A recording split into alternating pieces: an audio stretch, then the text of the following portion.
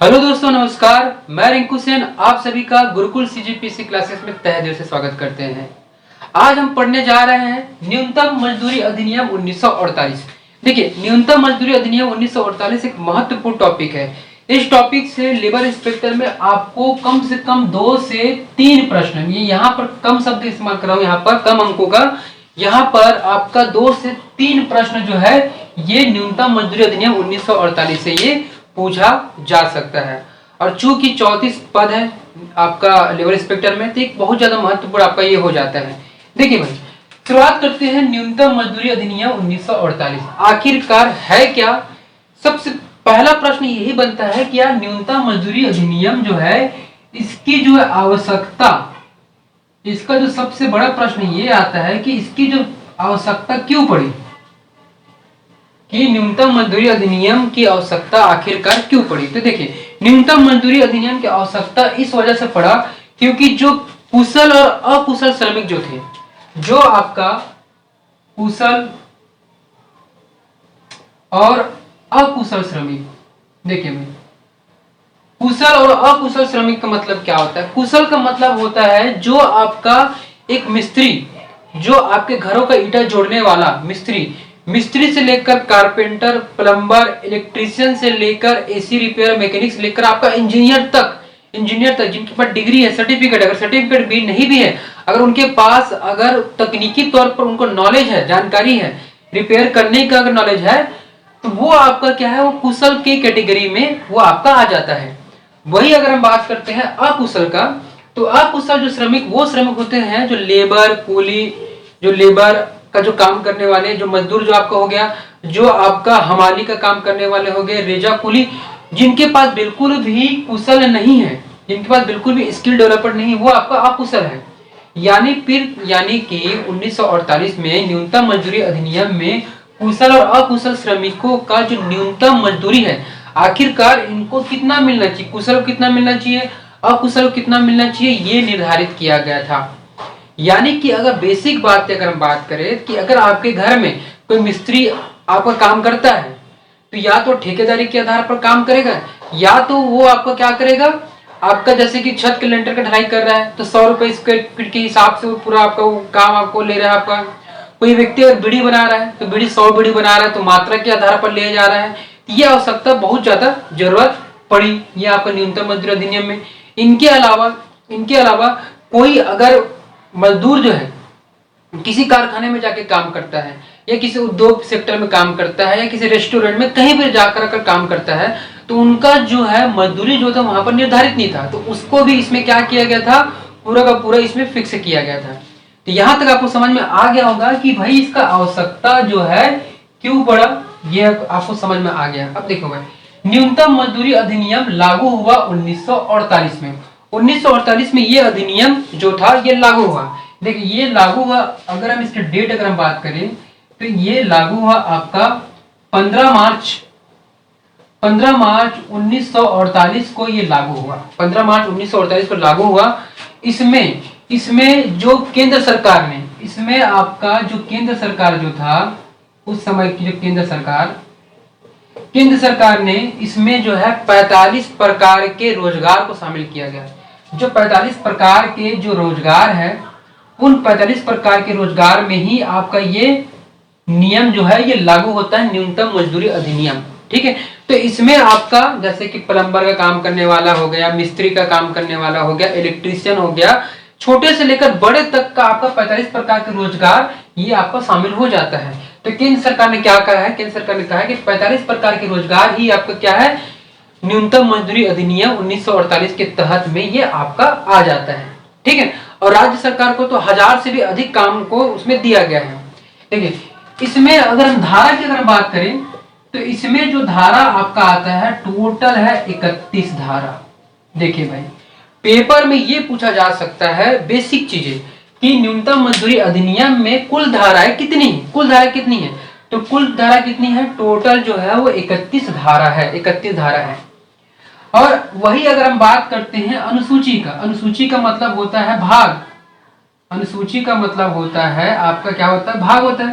तो देखिए, भाग टोटल है 2, अनुसूची कितना है, 2 है। दो अनुसूची है, वो दो अनुसूची में एक अनुसूची जो है संबंधित है पूरा का पूरा उद्योग से संबंधित है। उद्योग का मतलब हो गया उद्योग, कारखाना, मेल वेल जितना भी आपका है वो आपका उद्योग से संबंधित है। और दूसरा अनुसूची जो है वो कृषि से संबंधित है।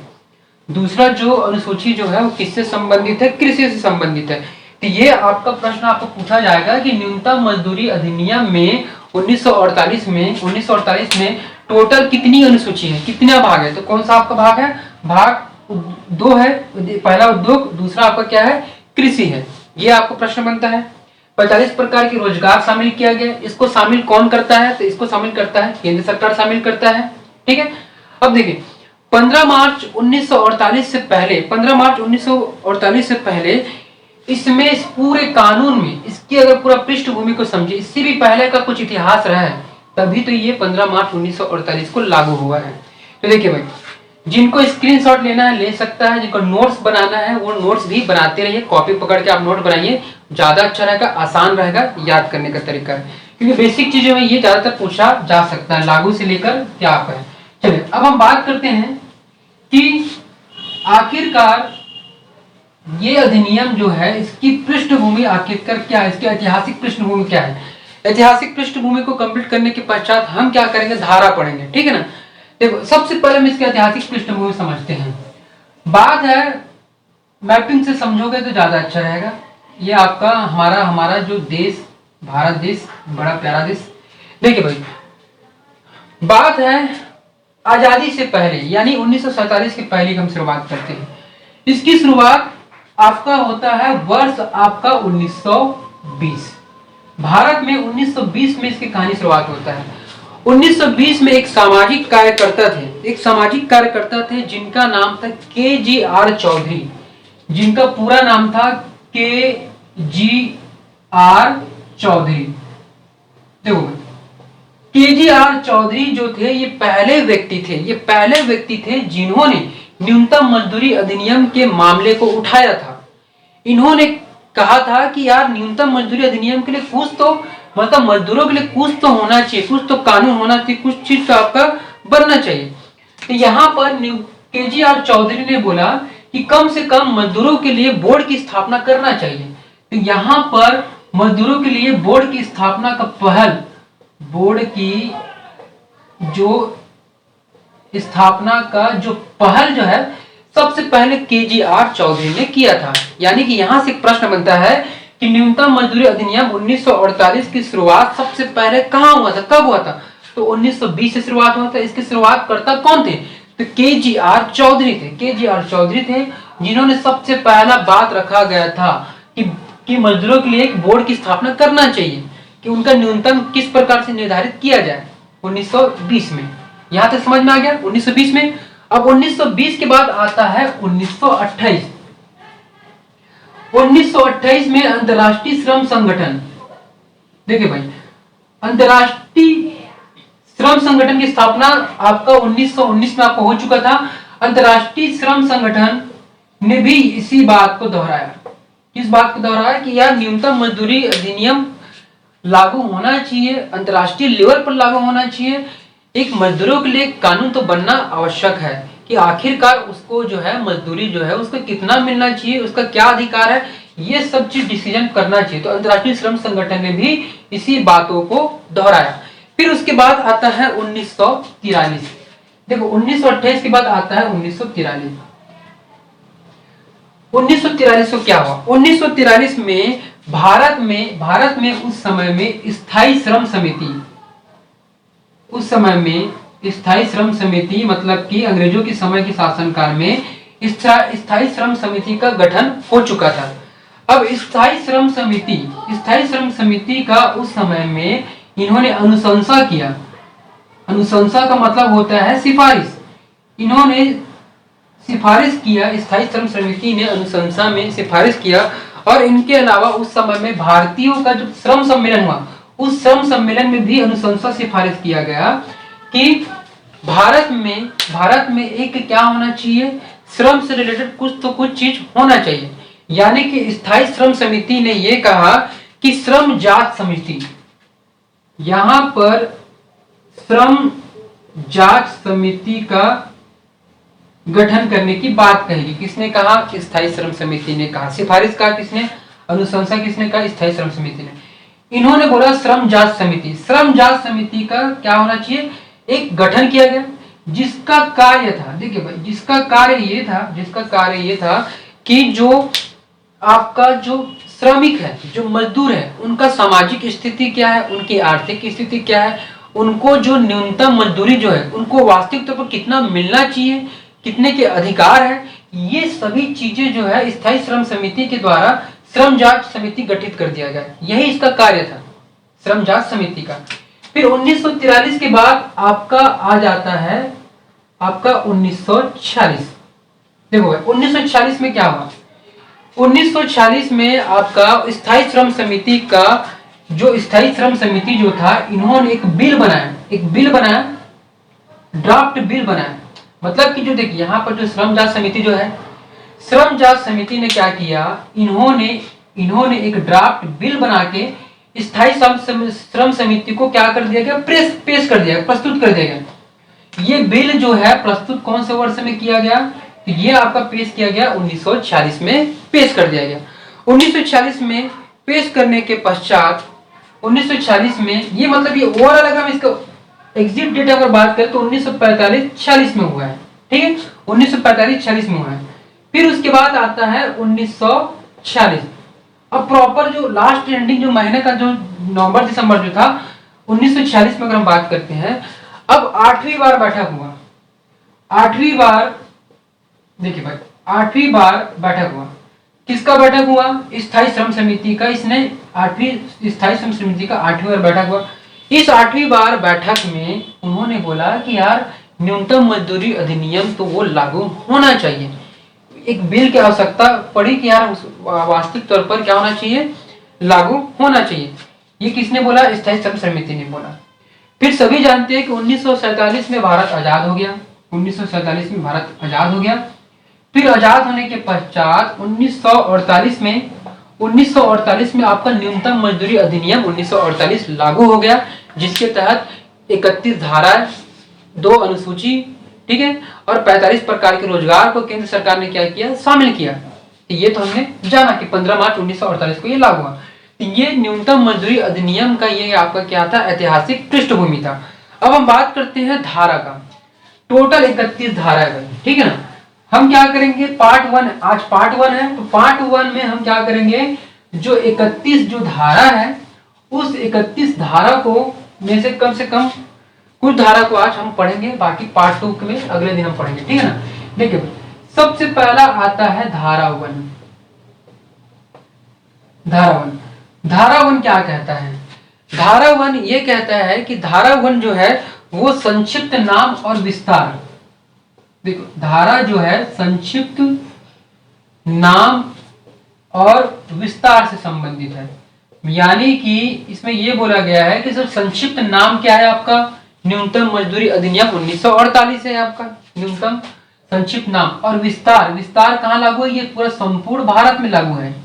ये जो है संपूर्ण भारत में, संपूर्ण भारत का मतलब होता है 28 राज्य और 8 केंद्र शासित प्रदेश है, ये सभी जगह आपका ये लागू है। संपूर्ण भारत का मतलब हो गया 28 राज्य और आपका जो 8 केंद्र शासित जो प्रदेश है, वहां पर ये आपका क्या है? पूरा का पूरा ये लागू है, धारा 1। अब हम बात करते हैं धारा 1, तो ये अब समझ में आ गया। दूसरा आता है धारा 2। धारा 2 में क्या है? देखिए धारा 2 में 3 विषय है। धारा 2 में टोटल जो है 3 विषय है। देखिए सबसे पहला जो विषय है वो है आपका नियोजक। जो सबसे पहला जो विषय है वो है आपका है नियोजक, पहला। दूसरा जो है वो है आपका मजदूरी, और तीसरा जो है वो है आपका कर्मचारी। याद रखना भाई इस चीजों को, ठीक है। धारा 2 में क्या क्या है? आपका नियोजक है, मजदूरी और कर्मचारी। अब यहां पर सेक्शन दिया गया है। नियोजक को दिया गया है, जो धारा 2 है, ये धारा 2E आता है, ठीक है। और इसको बोलते हैं धारा 2B, और इसको जो बोलते हैं धारा 2I बोला जाता है। तो देखो धारा 2 में नियोजक, नियोजक का मतलब क्या होता है? नियोजक यानी निर्वाचन नियोजक। नियोजक का मतलब ये होता है कि जो आपका जो वेतन देने वाला व्यक्ति है, जो उत्तरदायित्व होता है एक मजदूरों को, वो कुशल हो या अकुशल हो, उसको सबको जो मजदूरी, जो वेतन, जो सैलरी जो देता है, सैलरी देता है जो ऑथोरिटिक, जो क्या बोलते हैं, ऑथेंटिक जो व्यक्ति जो है, जो सरकारी जो व्यक्ति है या उसके द्वारा नियुक्त व्यक्ति को क्या बोलते हैं? हम बोलते हैं नियोजक बोलते हैं। हम क्या बोलते हैं? नियोजक। सबसे पहले तो यही समझ लो कि वास्तविक तौर पर नियोजक का मतलब क्या होता है। नियोजक का मतलब ये होता है कि एक ऐसा व्यक्ति जो उत्तरदायित्व होता है मजदूरों को न्यूनतम वेतन देना। न्यूनतम वेतन देना ही आपका क्या कहलाता है? नियोजक कहलाते हैं। एक ऐसा व्यक्ति जो जिम्मेदारी लेता है, जो उत्तरदायित्व लेता है, जो उत्तरदायित्व लेता है। देखो ये जो व्यक्ति जो है, नियोजक जो है, एक व्यक्ति है जो सरकार की तरफ से ऑथेंटिक व्यक्ति होता है भाई, ऑथराइज होता है, ठीक है ना।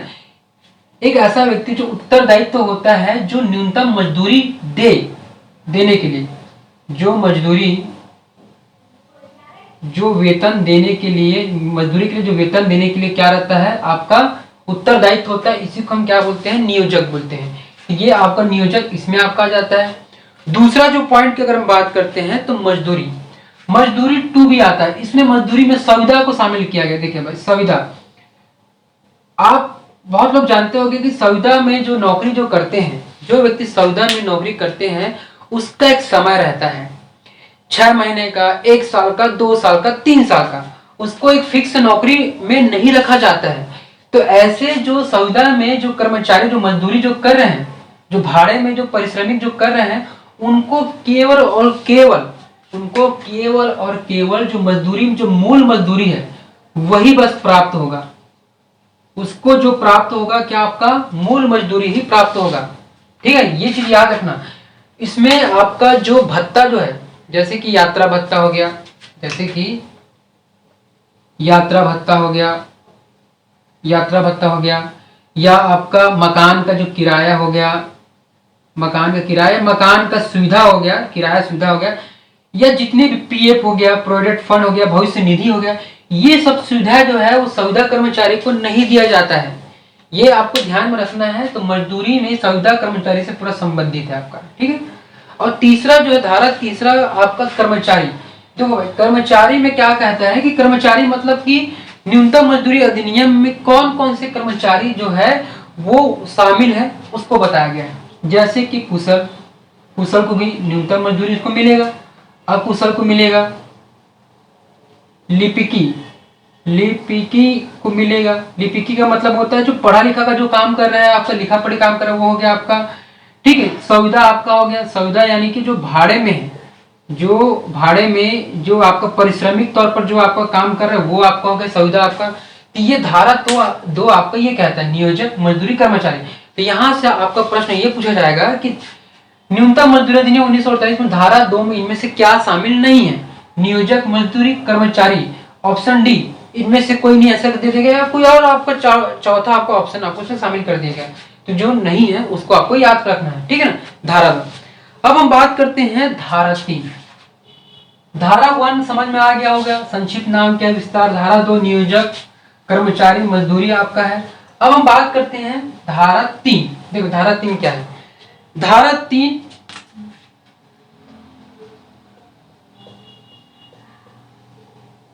धारा 3 देखो धारा 3 क्या कहता है? धारा 3 ये कहता है कि मजदूरों के न्यूनतम दर का नियत करना। धारा 3 ये कहता है मजदूरों का न्यूनतम, याद कर लो दोस्तों, याद कर लो, न्यूनतम दर का नियत। नियत का मतलब होता है फिक्स करना।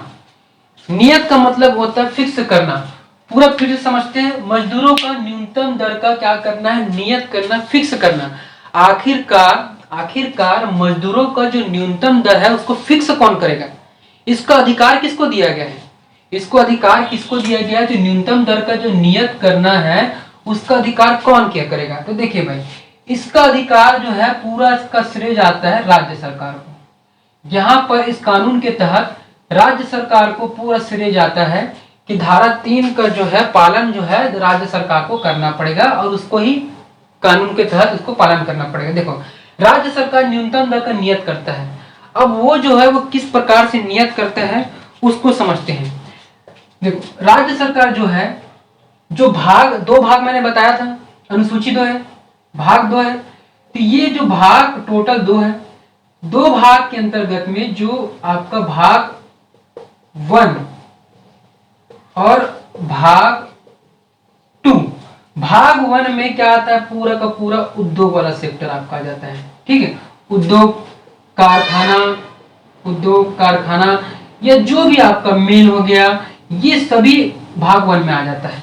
भाग 2 में जो आपका आ जाता है पूरा कृषि संबंधी। कृषि का मतलब क्या है? कृषि का मतलब होता है जो जमीन से संबंधित है, फसल जितना भी जमीन से है, कृषि है कि नहीं, आपका एक कच्चा रॉ मटेरियल, वो सब कृषि में आपका जाता है। तो राज्य सरकार जो है वो लागू करती है कि उद्योग में, कारखाना में, मिल में क्या न्यूनतम मजदूरी होना चाहिए, और भाग 2 में कृषि में क्या क्या जो जमीनी सेक्टर में जो काम कर रहे हैं, कृषि सेक्टर में जो काम कर रहे, जो किसान जो मजदूरी जो कर रहे हैं, उनके लिए क्या क्या न्यूनतम मजदूरी होना चाहिए उसको निर्धारित करता है, राज्य सरकार निर्धारित करता है। ये हो गया। दूसरा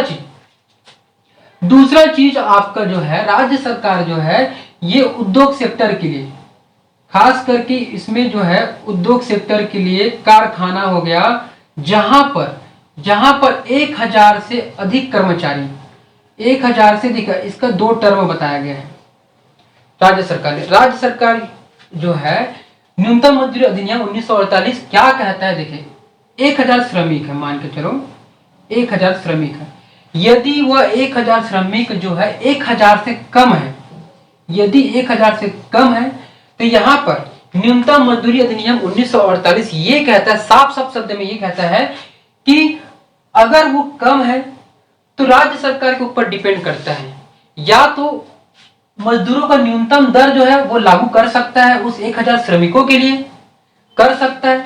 यहाँ पर कम है आपका, तो यहाँ पर लागू कर भी सकता है और कर नहीं भी सकता है। यहाँ पर मैं 2 बातें बोल रहा हूं, ध्यान से सुनिए दोस्तों आप लोग, ठीक है ना।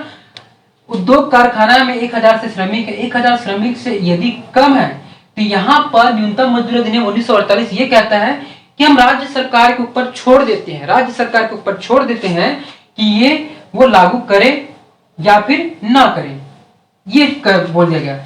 लेकिन दूसरा पॉइंट ये बोलता है अगर 1000 से प्लस श्रमिक अधिक है, मजदूर है उस कारखाना में, उस उद्योग सेक्टर में, कारखाना उद्योग सेक्टर में, तो वहां पर न्यूनतम मजदूरी अधिनियम 1948 को राज्य सरकार को लागू करना ही पड़ेगा।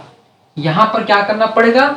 लागू करना ही पड़ेगा, अगर 1000 से अधिक उस कारखाने में, उस उद्योग सेक्टर में श्रमिक है तो। ठीक है, तो ये आपका जो है धारा 3 का अभी कुछ पॉइंट, अभी बहुत सारा पॉइंट बचा हुआ है।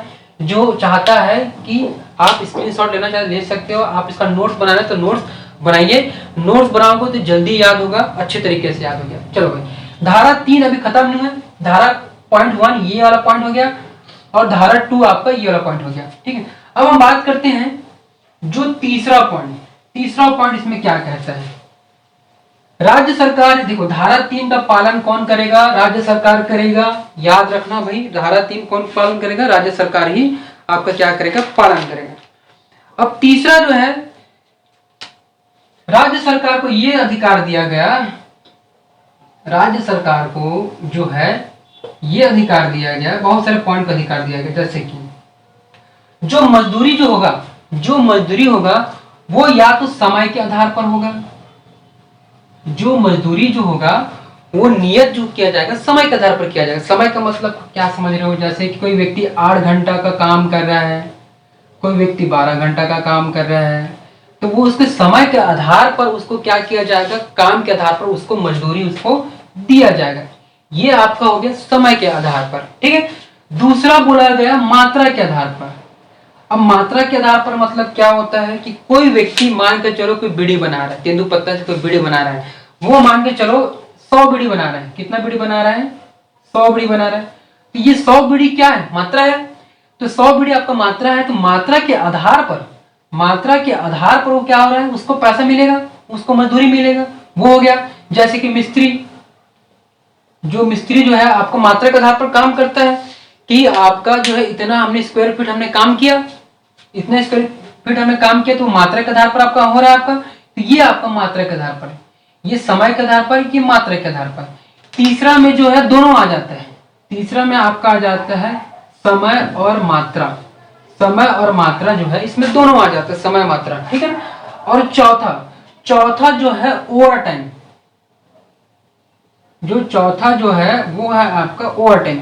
अगर कोई व्यक्ति जो है ओवर टाइम वर्क करता है, एक्स्ट्रा टाइम वर्क करता है, तो उसको क्या मिलेगा, एक्स्ट्रा, उनको जो न्यूनतम मजदूरी जो है, जो उसका भी निर्धारित किया गया है कि ओवर टाइम में क्या उसको मजदूरी मिलना चाहिए। अगर एक व्यक्ति एक प्लांट में, कारखाना में काम कर रहा है, अगर उसको मान के चलो ओवर टाइम का 500 रुपये मिल रहा है, तो दूसरे कारखाने में भी 500 रुपये मिलना चाहिए, ये फिक्स किया गया, ठीक है ना। ये ओवर टाइम का भी उसका मिलना चाहिए। तो ये सभी चीजों का देने का पालन कौन करेगा, ये राज्य सरकार निर्धारित करता है, मजदूरों का न्यूनतम दर का नियत करना। तो ये आपका हो गया धारा 3, ठीक है। रिपीट करते हैं, धारा 1, धारा 1 क्या था आपका, विस्तार था, विस्तार था, उसमें पूरा का पूरा संक्षिप्त नाम था, संक्षिप्त नाम और विस्तार, धारा 1 था। धारा 2, धारा 2 में क्या था, धारा 2 में नियोजक, मजदूरी और कर्मचारी, उसमें 3 मुख्य बिंदु थे, 3 विषय था, उसको आपको याद करना है। और धारा 3 में क्या था, मजदूरों को नियत दर का, न्यूनतम दर का क्या करना था, नियत करना, और नियत कौन करेगा, राज्य सरकार करेगा। ये पॉइंट को आपको याद करना है। अब हम आते हैं धारा 4। धारा 4 क्या है, देखिए भाई, धारा 4 में क्या था उसको हम समझते हैं। धारा 4, धारा 4 था मजदूरों का न्यूनतम दर। धारा 4 जो था मजदूरों का न्यूनतम दर, ठीक है। देखो भाई, न्यूनतम दर, यहां पर न्यूनतम दर का शब्द इस्तेमाल किया गया धारा 4 का, यानी कि मजदूरों का जो है न्यूनतम दर क्या होना चाहिए। मजदूरों का, एक मजदूर है, मान के चलो ये आपका एक मजदूर है जिसका नाम है राम, राम एक मजदूर है, और मजदूरों का जो न्यूनतम दर जो है वो आखिरकार क्या होना चाहिए, ये डिसाइड कैसा किया गया। इसमें डिसीजन ये लिया गया कि ये जो आपका जो राम जो है,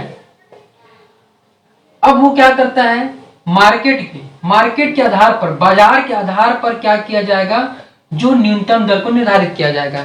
यानी कि मान के चलो एक एग्जांपल के तौर पर समझाता हूं, जैसे कि राम है, ठीक है, बाजार में महंगाई का सिस्टम क्या है, बहुत ज्यादा हो गया है। बाजार में जो है, जो आपको जो आवश्यक जो सामान है, आवश्यक सामान का मतलब क्या होता है, चावल हो गया, जरूरत है, दाल हो गया, ठीक है, आटा हो गया, जो भी है, अब सब्जी आपका हो गया, सब्जी हो गया। अगर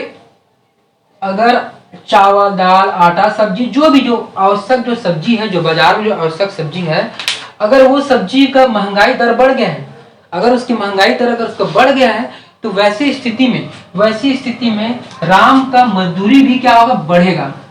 राम का जो मजदूरी दर भी क्या होगा, बढ़ेगा भाई। सीधी सी बात है कि राम को मान के चलो महीने में उसको 6,000 रुपये मिलता है, महीने का उसको कितना पेमेंट में सैलरी मिल रहा है, मजदूरी करने का 6,000 रुपये मिल रहा है। अब 6,000 रुपये उसको मिल रहा है, और इधर महंगाई ज्यादा है, तो वैसी स्थिति में उसका 6,000 में उसका क्या घर चलेगा, घर बिल्कुल भी नहीं चलेगा भाई। तो वैसी स्थिति में उसके सैलरी को भी बढ़ाना पड़ेगा, तो 6,000 से कितना करना पड़ेगा, 10,000 करना पड़ेगा, मतलब उसको बढ़ाना ही पड़ेगा महंगाई के हिसाब से। अगर महंगाई कम है, अगर सामान्य है महंगाई, तो ठीक है, उतना उनका चल सकता है, मतलब कि बाजार के आधार पर किया जाएगा।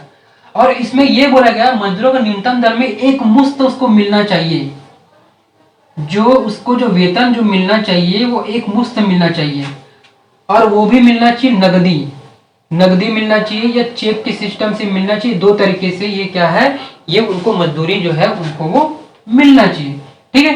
तो ये आपको पूरा धारा 4 था, जो मजदूरों का न्यूनतम दर से पूरा संबंधित था। एक मुश्त का मतलब एक महीने में उसको एक महीना में उसको पूरा एक मुश्त पेमेंट मिल रहा है। ऐसा नहीं होना चाहिए कि 15 दिन का पेमेंट को रोक दिया गया और उसको 15 दिन का जो पेमेंट जो है उसको 2 महीना बाद, 3 महीना बाद दिया जा रहा है, तो वो गलत है, सरासर गलत है।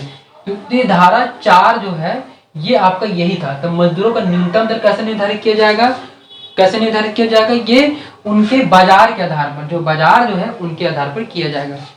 तो ये आपका पार्ट 1 था। कल हम क्या करेंगे, पार्ट 2 को जो बाकी जितनी जो बचे जो धाराज है उनको हम क्या करेंगे, कंप्लीट करेंगे।